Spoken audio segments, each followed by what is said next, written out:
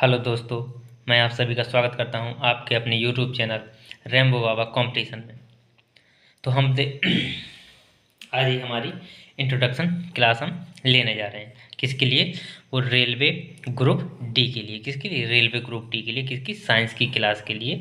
जो 2025 में railway group D की जो भर्ती निकली है उसके लिए इंट्रोडक्शन क्लास हम ले रहे हैं। उस इंट्रोडक्शन क्लास में हम देखेंगे किस तरीके से हम कवर कर रहे हैं साइंस का सिलेबस, साइंस को किस तरीके से कवर कर रहे हो, क्योंकि साइंस का इसमें वेटेज बहुत है। एक भाग है पूरा का पूरा 25 नंबर का, पूरा साइंस का से आना है। कितना? साइंस से 25 नंबर का पूरा भाग आना है। ये 2025 की जो भर्ती निकली है रेलवे ग्रुप डी की, तो उसके लिए हम पढ़ने वाले हैं क्या? साइंस। तो साइंस के लिए हम क्या कर रहे हैं? साइंस के लिए हम कर रहे हैं आज इंट्रोडक्शन क्लास। इंट्रोडक्शन क्लास में हम देखेंगे क्या क्या देखेंगे, पूरा सिलेबस देखेंगे, और सिलेबस के अलावा ये देखेंगे हम सिलेबस को किस तरीके से एक एक टॉपिक वाइज किस तरीके से पूरा कवर करेंगे। क्योंकि जब तक सिलेबस पता नहीं होगा तब तक पढ़ने में मज़ा नहीं आएगा। जब टॉपिक आपके पास सिलेबस रहेगा तो जैसे ही एक टॉपिक होता जाएगा टिक करते जाएंगे कि ये टॉपिक हो गया, तब ये समझ में आता जाएगा कि ये छूट गया और ये हमने पढ़ लिया और ये क्या क्या हमको कवर करना है, तो कहाँ से कहाँ तक ये इस विस्तार है। तो ये सब चीज़ें हम क्या देख रहे होंगे। तो ये हमारी इंट्रोडक्शन क्लास है। तो इसमें हम समझ रहे हैं ये क्या है, ये सिलेबस के बारे में। तो हम किसका? साइंस का सिलेबस। तो चलिए बिना किसी देरी के सिलेबस की ओर चलते हैं। तो हम देख रहे हैं बायो का, बायोलॉजी सिलेबस। किसका? Biology syllabus. तो बायो में हम क्या पढ़ना पड़ रहा है? जीव विज्ञान में क्या क्या पढ़ने वाले हैं? जीव विज्ञान कहाँ से स्टार्ट करेंगे और कहाँ पे ख़त्म करेंगे? जीव विज्ञान को हम कैसे पढ़ेंगे? तो जीव विज्ञान का सिलेबस में देखते हैं। तो इसका सिलेबस क्या क्या है, सिलेबस में क्या क्या लगा हुआ है इसमें।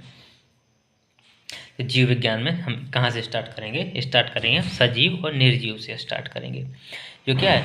सजीव और निर्जीव क्या? विषाणु से। तो विषाणु क्या है? विषाणु को देखते हैं कि क्या है जी। विषाणु क्या है? विषाणु सजीव और निर्जीव के बीच की कड़ी होता है। ये क्यों होता है? क्योंकि इसमें क्या होते हैं? सजीव के भी गुण पाए जाते हैं और निर्जीव के भी गुण पाए जाते हैं। ये हजारों साल तक बिना खाए बिना पिए ऐसी धूल में भी मृत की तरह पड़ा रहता है। और जैसे ही क्या करता है, जैसे ही किसी मानव कोशिका में, मानव शरीर के अंदर प्रवेश करता है, तो मानव कोशिका में जाके वो क्या करता है? तुरंत एक्टिव होके वो क्या करने लगता है? अपनी प्रजनन करने लगता है, अपनी प्रतियां बनाने लगता है। तो इसमें ये इसलिए मानव के सजीव निर्जीव की कड़ी है, क्योंकि ये क्या कर सकता है? अपनी जैसी प्रतियों का निर्माण करता है, या ये क्या करता है? प्रजनन करने की इसमें क्षमता है, इसलिए ये क्या करता है? और इसमें प्रजनन करने की क्षमता है, प्रजनन की क्षमता। और ये क्या? हजारों साल तक, कितने हजारों साल तक मृत की अवस्था में, किस मृत की अवस्था में रहता है। इसलिए इसमें प्रजनन करने की क्षमता ये सजीवों की और निर्जीवों की मृत की अवस्था में भी ये रह सकता है। इसलिए सजीव और निर्जीव की मृत बीच की कड़ी कहा जाता है। और वायरस से बहुत क्वेश्चन पूछे जाते हैं आजकल परीक्षा में, तो हम यहीं से स्टार्ट करेंगे। वायरस देखेंगे, उसकी वायरस में क्या देखेंगे, उसकी संरचना देखेंगे, वायरस के प्रकार देखेंगे, उसके प्रजनन किस प्रकार के, उसके आरएनए, उसका जो कौन सा आनुवांशिक पदार्थ है, ये सब चीज़ें हम क्या पढ़ रहे हैं? इसमें पढ़ रहे होंगे। क्या पढ़ रहे होंगे? इसकी पढ़ रहे होंगे। तो ये हम पहला टॉपिक इसको उठाएंगे, सजीव और निर्जीव। इसके बाद हम चलेंगे कोशिका पे। कहाँ पे? इसके बाद हम पढ़ेंगे क्या? कोशिका। तो कोशिका में क्या क्या पढ़ेंगे? कोशिका में कोशिका भित्ति, कोशिका झिल्ली, प्लाज्मा झिल्ली। यही प्लाज्मा झिल्ली के साथ में क्या पढ़ेंगे? परासरण। क्या पढ़ेंगे? परासरण। फिर इसके बाद पढ़ेंगे कोशिकांग। परासरण के बाद क्या पढ़ेंगे? कोशिकांग पढ़ेंगे। कोशिकांग में क्या? माइटोकॉन्ड्रिया, लवक, पादप, वर्णक, जो क्या है? वर्णक हैं, जो रंजक हैं, या पादप, वर्णक या रंजक, गोल्जी का, लाइसोसोम, तारक का, ये सारी की सारी चीज़ें एक एक करके, एक एक ये टॉपिक है, एक एक टॉपिक करके सारे के सारे हम देखते चलेंगे। कोशिका फिर क्या करेंगे? फिर पढ़ेंगे केंद्रक। कोशिका में फिर केंद्रक में क्या क्या देखेंगे? केंद्रक में जीन देखेंगे, गुणसूत्र देखेंगे, डीएनए, आरएनए, और सेंट्रल ड्रोगमा देखेंगे। क्या? सेंट्रल ड्रोगमा को भी समझ लेंगे साथ में। इसके बाद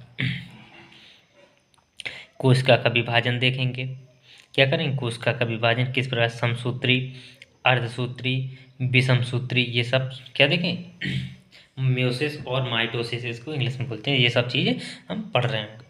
फिर आनुवांशिक भिन्नता, आनुवांशिक भिन्नता। फिर देखेंगे विषाणु के बाद जीवाणु। क्या करेंगे, फिर देखेंगे जीवाणु। तो जीवाणुओं का महत्व देखेंगे, जीवाणुओं के लाभ देखेंगे, रोग देखेंगे, उसके लाभ वगैरह जीवाणुओं से देखेंगे, जीवाणुओं के प्रकार भी देखेंगे, उनसे रोग वगैरह ये सब चीज़ें हम पढ़ने वाले हैं। तो यहाँ तक देखेंगे क्या, ये कोशिका, यहाँ तक कोशिका। अब इसके बाद देखेंगे ऊतक। कोशिका से मिलकर क्या बनते हैं, ऊतक। तो इसके बाद उठाएंगे क्या, ऊतक।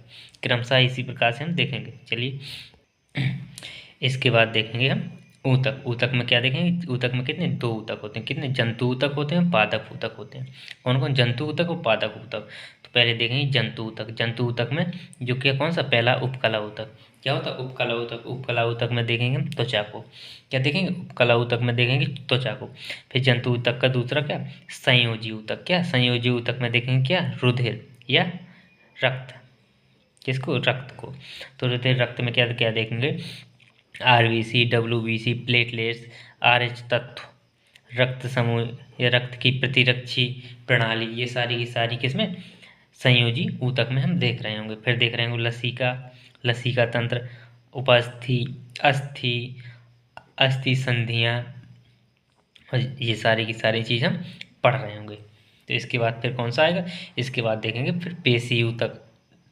तो पेशी ऊतक में कौन कौन सा देखेंगे, पढ़ेंगे पेशी ऊतक। पेशी ऊतक में रेखित पेशी, अरेखित पेशी, हृदय पेशी। क्या, हृदय पेशी। फिर देखेंगे तंत्रिका ऊतक। कौन सा, तंत्रिका ऊतक में क्या क्या देखेंगे, तंत्रिका कोशिकाओं के प्रकार, न्यूरोट्रांसमीटर और इसके क्या करेंगे, इसके प्रकार भी देख रहे होंगे। फिर देखेंगे ये जंतु ऊतक। अब पहुंचेंगे इसके बाद पादप ऊतक में। कहाँ पे, अब देखेंगे, देख रहे होंगे इसके बाद हम पादप ऊतक। तो पादप ऊतकों में क्या क्या, पादप ऊतक में क्या क्या देख रहे होंगे, पादप ऊतक में विभज्य ऊतक। क्या, विभज्य ऊतक देख रहे होंगे। इसमें विभज्य ऊतक और कैसे होते हैं, स्थायी ऊतक होते हैं। कैसे होते हैं, स्थायी ऊतक होते हैं। तो इसमें कौन कौन से, सरल ऊतक, जटिल स्थायी ऊतक जिसमें जाइलम और फ्लोएम होंगे। क्या, जाइलम और फ्लोएम होंगे। इसके बाद ऊतक संवर्धन को हम देख रहे होंगे। क्या होंगे, ऊतक संवर्धन को देख रहे होंगे, किस प्रकार से इसकी वृद्धि विकास होता है। फिर इसके बाद आएगा पोषण। फिर चैप्टर आएगा कौन सा, पोषण। पोषण में स्वपोषी, परपोषी, रसायन स्वपोषी, सहजीवी, परजीवी, इनको हम देख रहे होंगे। क्या कर रहे हैं, इनको देख रहे होंगे। फिर मानव पोषण। क्या, मानव पोषण में क्या, कार्बोहाइड्रेट, प्रोटीन, वसा, विटामिन, खनिज लवण, जल, संतुलित आहार, इन सब चीज़ों को हम क्या कर रहे होंगे, पढ़ रहे होंगे।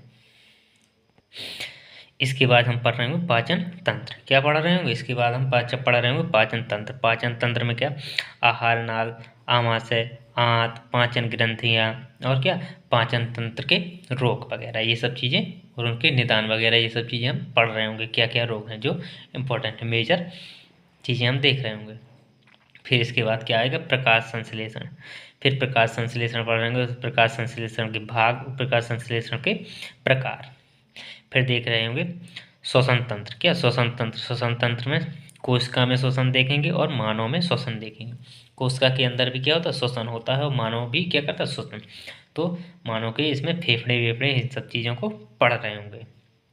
इसके बाद देखेंगे परिसंचरण तंत्र। क्या पढ़ रहे होंगे, इसके बाद देखेंगे हम परिसंचरण तंत्र। तो परिसंचरण तंत्र में क्या, तो इसका परिचय देखेंगे, हृदय देखेंगे, रुधिर वाहिका देखेंगे, धमनी, महाधमनी, शिराएँ, हृदय शूल मतलब हृदय में जो दर्द होता है, और कोरोनरी धमनी रोग, ये सब चीज़ें हम पढ़ रहे होंगे। महाधमनी, शिराएँ, ये सब हम देख रहे होंगे। फिर इसके बाद आता है उत्सर्जन तंत्र। इसके बाद देखेंगे हम क्या, उत्सर्जन तंत्र को हम समझ रहे होंगे। इसका सामान्य परिचय देखेंगे, उत्सर्जन तंत्र का महत्व देखेंगे, कार्बनिक उत्सर्जी पदार्थ देखेंगे, नाइट्रोजन उत्सर्जी पदार्थ देखेंगे, उत्सर्जी अंग देखेंगे, मननों में उत्सर्जन देखेंगे, फिर हार्मोन देखेंगे, फिर मूत्र मार्ग वगैरह, वृक्क, त्वचा, आंत, यकृत, ये सब चीज़ें किस प्रकार से इसमें सम्मिलित है या किस प्रकार से भाग लेती हैं, ये सब चीज़ें हम देख रहे होंगे। फिर उत्सर्जी तंत्र के बाद, उत्सर्जन तंत्र के बाद आएगा, पढ़ेंगे मानव तंत्रिका तंत्र। क्या, मानव तंत्रिका तंत्र। मानव तंत्रिका तंत्र में क्या पढ़ेंगे, तंत्रिका तंत्र पढ़ेंगे, परिधेय तंत्रिका तंत्र पढ़ेंगे, प्रतिवर्ती क्रियाएं पढ़ेंगे, और स्वायत्त तंत्रिका तंत्र और तंत्रिका व्यधियाँ। क्या, तंत्रिका व्यधियों को हम समझ रहे होंगे। फिर हमारा आएगा टॉपिक संवेदी अंग। तो संवेदी अंग में नेत्र, कर्ण, त्वचा, घ्राणेंद्रियाँ, जिह्वा, इन सब चीज़ों को क्या कर रहे होंगे, पढ़ रहे होंगे।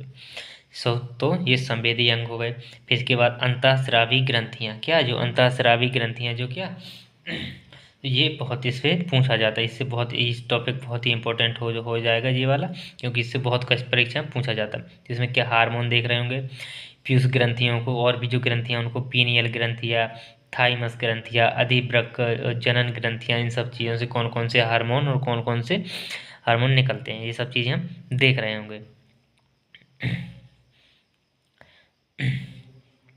तो ये अंतःस्रावी ग्रंथियों को देख रहे होंगे। इसके बाद हम क्या पढ़ रहे होंगे, इसके बाद हम देख रहे होंगे प्रजनन तंत्र। क्या प्रजनन तंत्र में मादा प्रजनन तंत्र और नर प्रजनन तंत्र, इनको समझ रहे होंगे। इसके बाद लास्ट टॉपिक जैविक वर्गीकरण। जैविक वर्गीकरण में क्या वर्गीकरण देखेंगे, पादप जंतु संघ, संघ में देख रहे होंगे, संघ देखेंगे, और वैज्ञानिक नामकरण, वैज्ञानिक नामकरण, ये सब हम देख रहे होंगे। ये था हमारा क्या जीव विज्ञान का सिलेबस, जीव विज्ञान का सिलेबस। हम इसको 30 दिन में, कितने 30 दिन में 30 क्लास में, 30 क्लास में इसको समझ रहे होंगे।